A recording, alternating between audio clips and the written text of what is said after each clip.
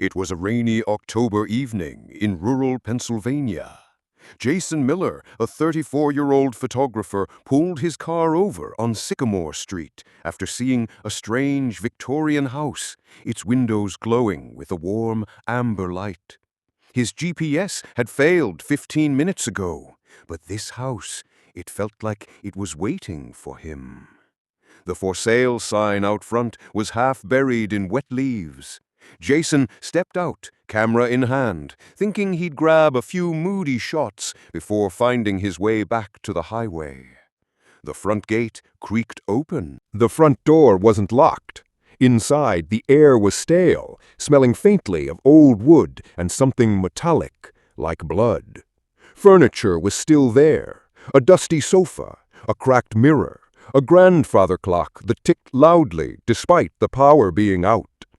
Jason noticed the walls were lined with dozens of black and white photographs, all of strangers, but every single one was smiling unnaturally wide.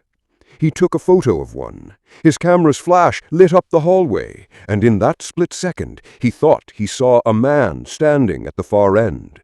But when the flash faded, Jason climbed the staircase. The wood groaned under his weight. A cold draft swept past, carrying a whisper. Don't take their picture. At the top of the stairs, a child's bedroom sat untouched. A dusty toy train was frozen mid-track. On the wall, fresh Polaroids. His heart sank.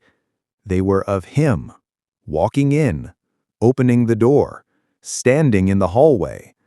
The last Polaroid showed him climbing the stairs, but it wasn't possible. The angle was from inside the very room he was standing in. Jason's hands trembled as he noticed the door slightly ajar at the end of the hall. Inside, a makeshift photography darkroom. Photos dangled from strings. He pushed one aside and froze. Every photo was of different people, all caught mid-scream. In the corner, an old camera on a tripod faced him. It clicked. The flash blinded him. When his vision cleared, the walls were bare.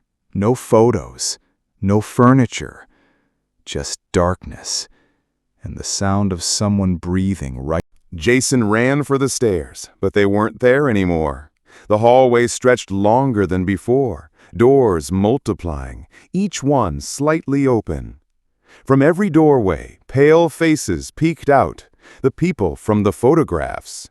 They stepped into the hall, their grins widening, teeth too sharp, eyes too bright. The grandfather clock's ticking grew louder until it became deafening.